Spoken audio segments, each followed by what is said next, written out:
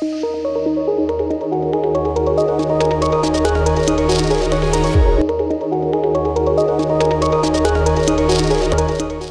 बच्चों, कैसे हैं आप सभी। उम्मीद करती हूँ आप सभी बहुत अच्छे से होंगे और खूब अच्छे से पढ़ाई भी कर रहे होंगे। बच्चों, क्या आप जानते हैं कि मैं कौन हूँ? जी हाँ बच्चों, मैं हूँ आपकी टीचर और मेरा नाम है मनीषा झा। बच्चों, हिंदी में हम क्या क्या पढ़ने वाले हैं? क्या क्या पढ़ेंगे? रोचक कहानियों के बारे में, संवाद के बारे में और कविताओं के बारे में। तो बच्चों, कक्षा की शुरुआत करते हैं। बच्चों, पाठ है मेरा छोटा सा पुस्तकालय संस्मरण।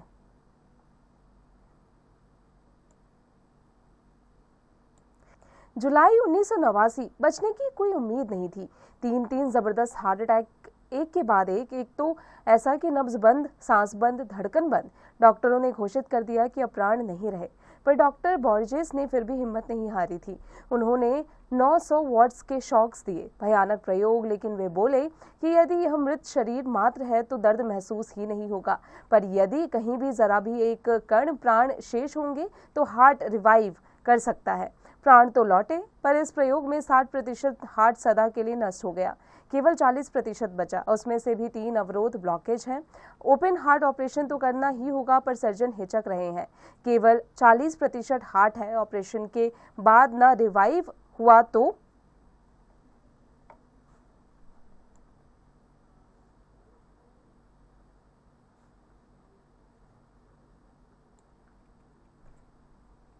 तय हुआ कि अन्य विशेषज्ञों की राय ली जाएगी, तब कुछ दिन बाद ऑपरेशन की सोचेंगे, तब घर जाकर बिना हिले डुले विश्राम करें। बहरहाल ऐसी अर्ध मृत्यु की हालत में वापस घर लाया जाता हूँ। मेरी जिद है कि बेडरूम में नहीं, मुझे अपने किताबों वाले कमरे में ही रख दिया जाए। वहीं लिटा दिया गया है मुझे। चलना, बोलना, पढ़ना मना। दिन भर पड़े पड़े 2 ही चीजें देखता रहता हूँ। बाईं ओर की खिड़की के सामने रह रहकर हवा में झूलते सुपारी के पेड़ के झालदार पत्ते, और अंदर कमरे में चारों ओर फर्श से लेकर छत तक ऊंची किताबों से ठसाठस भरी अलमारियां। बचपन में परी कथाओं, फेरी टेल्स में जैसे पढ़ते थे कि राजा के प्राण उसके शरीर में नहीं, तोते में रहते हैं, वैसा ही लगता था कि मेरे प्राण इस शरीर से तो निकल चुके हैं। वे प्राण इन हजारों किताबों में बसे हैं जो पिछले 40-50 बरस में धीरे धीरे मेरे पास जमा होती गई है। कैसे जमा हुई, संकलन की शुरुआत कैसे हुई, यह कथा बाद में सुनाऊंगा। पहले तो यह बताना जरूरी है कि किताबें पढ़ने और सहेजने का शौक कैसे जगा।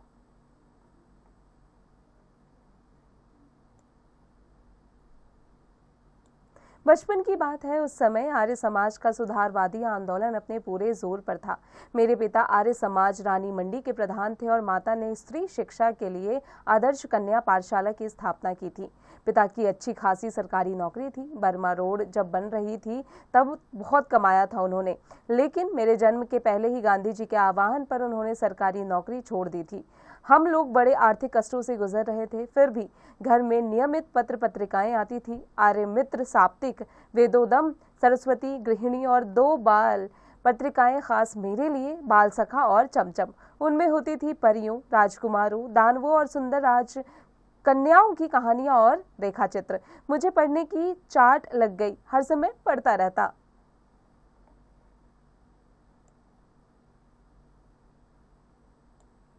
खाना खाते समय थाली के पास पत्रिकाएं रखकर पढ़ता। अपनी दोनों पत्रिकाओं के अलावा भी सरस्वती और आर्य मित्र पढ़ने की कोशिश करता। घर में मेरी प्रिय पुस्तक थी स्वामी दयानंद की एक जीवनी, रोचक शैली में लिखी हुई, अनेक चित्रों से सुसज्जित। वे तत्कालीन पाखंडों के विरुद्ध अदम्य साहस दिखाने वाले अद्भुत व्यक्तित्व थे।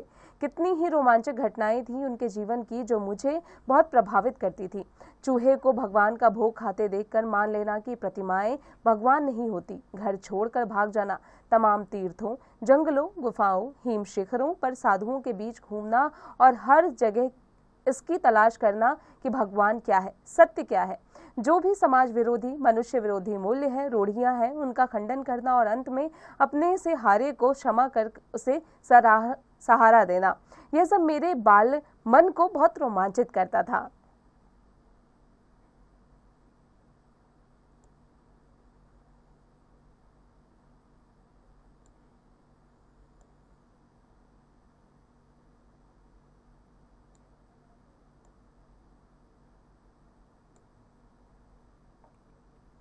जब इससे सबसे थक जाता तब फिर बालसख और चमचम की पहले पढ़ी हुई कथाएं दोबारा पढ़ता।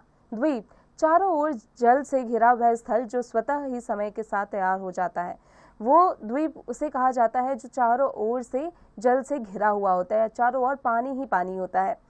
माँ स्कूली पढ़ाई पर जोर देती, चिंतित रहती कि लड़का कक्षा की किताबें नहीं पढ़ता, पास कैसे होगा, कहीं खुद साधु बनकर घर से भाग गया तो।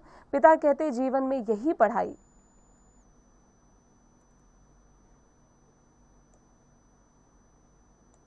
काम आएगी, पढ़ने दो। मैं स्कूल नहीं भेजा गया था, शुरू की पढ़ाई के लिए घर पर मास्टर रखे गए थे। पिता नहीं चाहते थे कि नासमझ उम्र में मैं गलत संगति में पढ़कर गाली गलौज कर सीखूं, बुरे संस्कार ग्रहण करूं, अतः मेरा नाम लिखाया गया। जब मैं कक्षा 2 तक पढ़ाई कर चुका था, तीसरे दर्जे में मैं भर्ती हुआ, उस दिन शाम को पिता उंगली पकड़कर मुझे घुमाने ले गए। लोकनाथ की दुकान पर ताज़ा अनार का शरबत मिट्टी के कुल्हड़ में पिलवाया और सिर पर हाथ रखकर बोले, वायदा करो कि पाठ्यक्रम की किताबें भी इतने ही ध्यान से पढ़ोगे, माँ की चिंता मिटाओगे। उनका आशीर्वाद था या मेरा जी तोड़ परिश्रम की तीसरे चौथे दर्जे में मेरे अच्छे नंबर आए और 5वें में तो मैं फर्स्ट आया।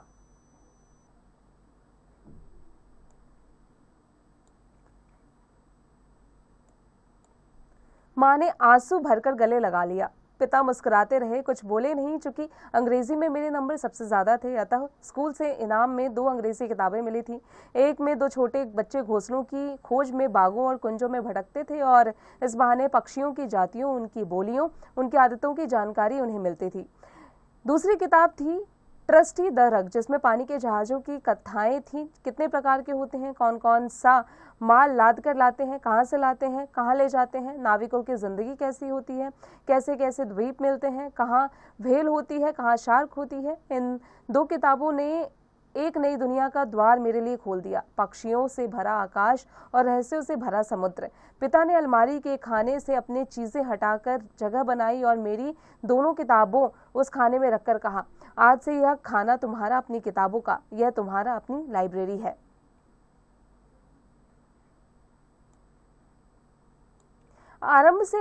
यहाँ से आरंभ हुई उस बच्चे की लाइब्रेरी। बच्चा किशोर हुआ, स्कूल से कॉलेज, कॉलेज से यूनिवर्सिटी गया, डॉक्टरेट हासिल की, यूनिवर्सिटी में अध्यापन किया, अध्यापन छोड़कर इलाहाबाद में बंबई आया, संपादन किया, उसी अनुपात में अपनी लाइब्रेरी का विस्तार किया। पर आप पूछ सकते हैं कि किताबें पढ़ने का शौक तो ठीक, किताबें इकट्ठी करने की सनक क्यों सवार हुई? यानी किताबें पढ़ने का तो शौक समझ में आता है, लेकिन किताबों को इकट्ठा करना ये क्या है? उसका कारण भी बचपन का एक अनुभव है। इलाहाबाद भारत के प्रख्यात शिक्षा केंद्रों में एक रहा है।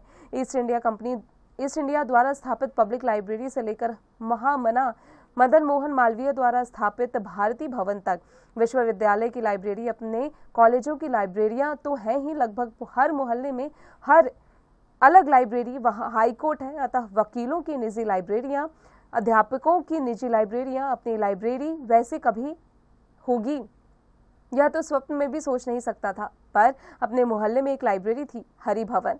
स्कूल से छुट्टी मिली कि मैं उसमें जाकर जम जाता था। पिता दिवंगत हो चुके थे, लाइब्रेरी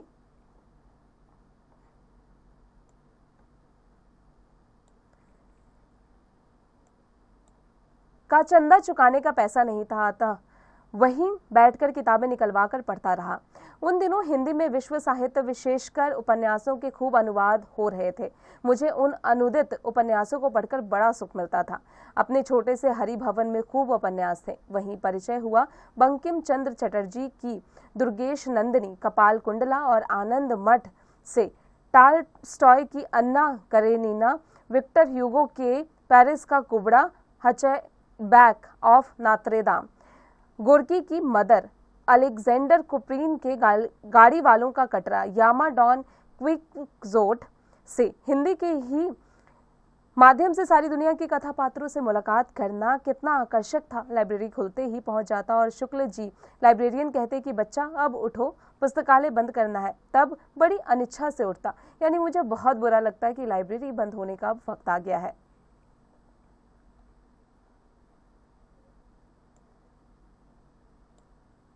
जिस दिन कोई उपन्यास अधूरा छूट जाता, उस दिन मन में कसक होता कि काश इतने से पैसे होते कि सदस्य बनकर किताब इशू करा लेता, या काश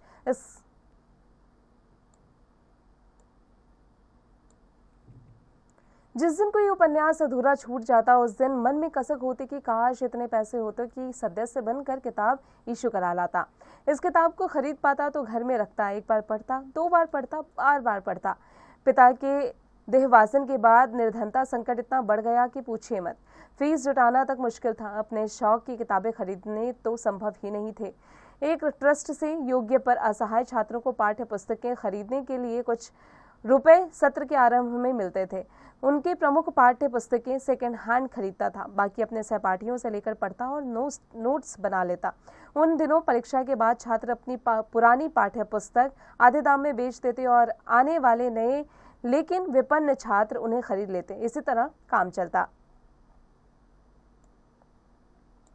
लेकिन फिर मैंने अपने जीवन की पहली साहित्यिक पुस्तक अपने पैसों से कैसे खरीदी, यह आज तक याद है। इस साल इंटरमीडिएट पास किया था। पुरानी पाठ्य पुस्तकें बेचकर बीए की पाठ्य पुस्तकें लेने सेकेंड हैंड बुक शॉप पर गया। उस बार जाने कैसे पाठ्य पुस्तकें खरीद कर भी 2 रुपए बच गए थे। सामने सिनेमा घर में देवदास फिल्म लगी थी, न्यू थिएटर्स वाला, बहुत चर्चा थी उसकी। लेकिन मेरी माँ को सिनेमा बिल्कुल नापसंद था। उसी से बच्चे बिगड़ते हैं, लेकिन उसके गाने सिनेमा गृह के बाहर बजते थे। उसमें सहगाल का एक गाना था, दुख के दिन अब बीतता नहीं। उसे अक्सर गुनगुनाता रहता। कभी कभी गुनगुनाते हुए आंखों से आंसू भी आ जाते थे, जाने क्यों। एक दिन माँ ने सुना, माँ का दिल तो आखिर माँ का दिल। एक दिन बोली, दुख के दिन बीत जाएंगे बेटा, दिल इतना छोटा क्यों करता है, धीरज से काम ले। जब उन्हें मालूम हुआ कि यह तो फिल्म देवदास का गाना है तो सिनेमा की घोर विरोधी माँ ने कहा, अपना मन क्यों मारता है, जाकर पिक्चर देखा, पैसे मैं दे दूंगी। पहले मैंने माँ को बताया कि किताबें बेचकर 2 रुपए मेरे पास बचे हैं। वे 2 रुपए लेकर माँ की सहमति से फिल्म देखने गया। पहला शो छूटने में देर थी। पास में अपनी परिचित किताब की दुकान थी, वहीं चक्कर लगाने लगा। सहसा देखा काउंटर पर एक पुस्तक रखी है, देवदास, शरद चंद्र चट्टोपाध्याय, दाम केवल 1 रुपया। मैंने पुस्तक उठाकर उल्टी पलटी तो पुस्तक विक्रेता बोला, तुम विद्यार्थी हो या अपनी पुरानी किताबें बेचते हो? हमारे पुराने ग्राहक को तुमसे अपना कमीशन नहीं लूंगा, लेकिन केवल 10 आने में यह किताब दे दूंगा। मेरा मन पलट गया। कौन देखे 1.5 रुपए में पिक्चर। 10 आने में देवदास खरीदी, जल्दी जल्दी घर लौट आया और 2 रुपए में से 1 रुपए बचे हुए 1 रुपया 6 आना माँ के हाथ में रख दिए। अरे तू कैसे लौट आया, पिक्चर नहीं देखी? माँ ने पूछा। नहीं माँ, फिल्म नहीं देखी, यह किताब ले आया। देखो, माँ की आंखों में आंसू आ गए। खुशी के थे या दुख के, वह नहीं मालूम। वह मेरे अपने पैसों से खरीदी मेरी पहली अपनी निजी लाइब्रेरी की पहली किताब थी। आज जब अपने पुस्तक संकलन पर नजर डालता हूँ, जिनमें हिंदी अंग्रेजी के उपन्यास, नाटक, कथा संकलन, जीवनियाँ, संस्मरण, इतिहास, कला, पुरातत्व, राजनीति की हजारों पुस्तकें हैं, तब कितनी शिद्दत से याद आती है अपनी वह पहली पुस्तक की खरीदारी।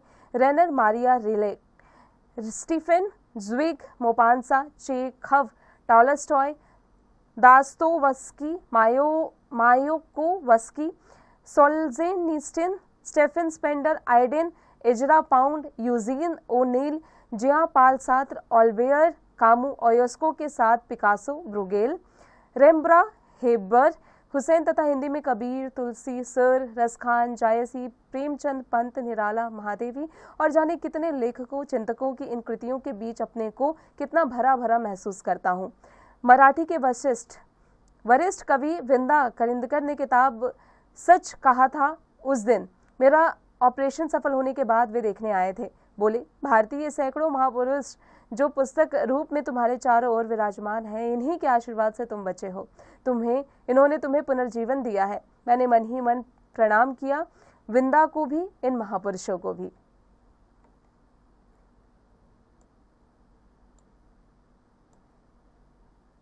लेखक परिचय। बहुचर्चित लेखक एवं संपादक, कई पत्रिकाओं से जुड़े, पर अंत में धर्मयुग के संपादन के रूप में गंभीर पत्रकारिता का एक मानक निर्धारित किया। बहुमुखी प्रतिभा के धनी धर्मवीर भारती की लेखनी ने कविता, कहानी, उपन्यास, नाटक, निबंध, आलोचना, अनुवाद, रिपोर्टाज आदि अनेक विधाओं द्वारा हिंदी साहित्य को समृद्ध किया। उनकी प्रसिद्ध रचनाएं सांस की कलम से, मेरी वाणी, गैरिक वसना, कनुप्रिया, 7 गीत वर्ष, ठंडा लोहा, सपना अभी भी, सूरज का 7वां घोड़ा, बंद गली का आखिरी मकान, पशन्यति, कही अनकही कहानी, शब्दिता, अंधायुग, मानव मूल्य और साहित्य तथा गुनाहों का देवता। धर्मवीर भारती पद्मश्री की उपाधि के साथ ही व्यास सम्मान एवं अन्य कई राष्ट्रीय पुरस्कारों से अलंकृत हुए।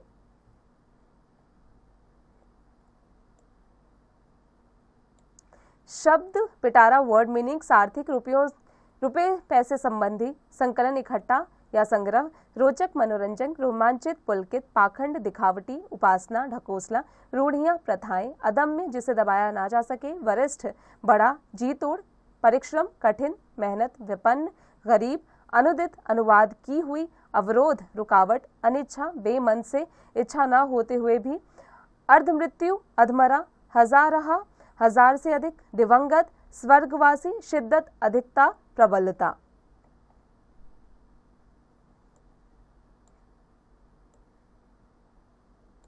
अभ्यास एक्सरसाइजेस मौखिक ओरल। निम्नलिखित प्रश्नों के मौखिक उत्तर दीजिए। बच्चों यहाँ जो प्रश्न दिए गए हैं उनका उत्तर आपको मौखिक रूप में देना है। पाठ की मदद से इसे स्वयं कीजिएगा।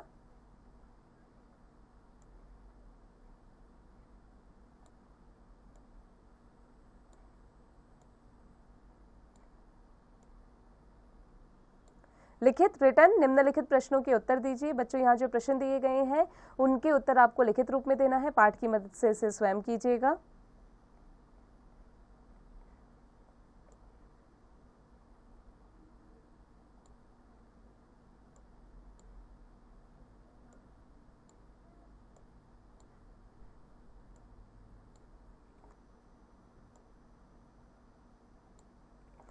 सही उत्तर पर सही का निशान लगाइए। लेखक ने इस पाठ में अपने पुस्तकालय की बात के जिस सन की चर्चा की है वह सन है 1989। बच्चों आगे का अभ्यास स्वयं कीजिएगा।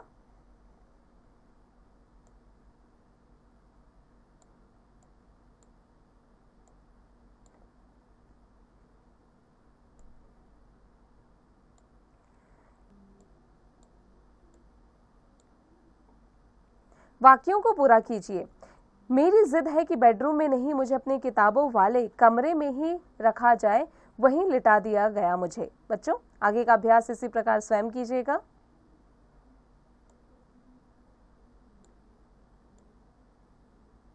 भाषा ज्ञान लैंग्वेज नॉलेज निम्नलिखित के तत्सम शब्द लिखिए।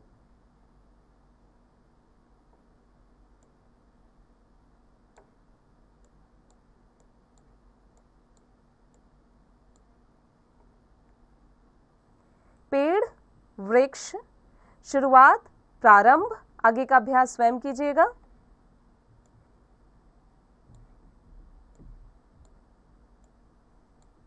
विदेशी शब्दों को हिंदी में लिखिए। बच्चों यहाँ कुछ विदेशी शब्द दिए गए हैं, इनको हिंदी में आपको लिखना है।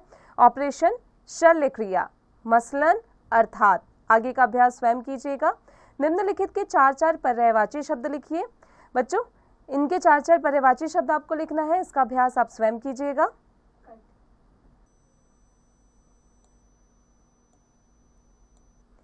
निम्नलिखित के 4-4 पर्यायवाची शब्द लिखिए। बच्चों यहाँ जो निम्नलिखित दिए गए हैं उनके 4-4 पर्यायवाची शब्द आपको लिखना है, इसका अभ्यास आप स्वयं कीजिएगा।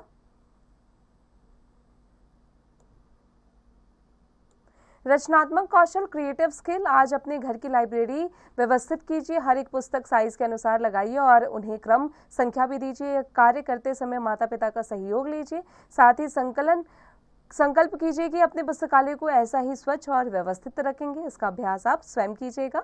मनोरंजक गतिविधि रिक्रिएशनल एक्टिविटी। प्रसिद्ध लेखक धर्मवीर भारती की कविता, कहानी, उपन्यास, नाटक, निबंध, आलोचना, अनुवाद, रिपोर्टाज आदि अनेकों विधाओं में से प्रत्येक के एक प्रसिद्ध विद्या पर एक फाइल बनाकर अपनी कक्षा अध्यापिका को दिखाइए। बच्चों इसका अभ्यास आप स्वयं कीजिएगा। बच्चों उम्मीद है आपको कक्षा में पढ़ाई गई हर एक बात अच्छे से समझ में आ गई होगी। अब आप इसका अभ्यास निरंतर करते रहिएगा।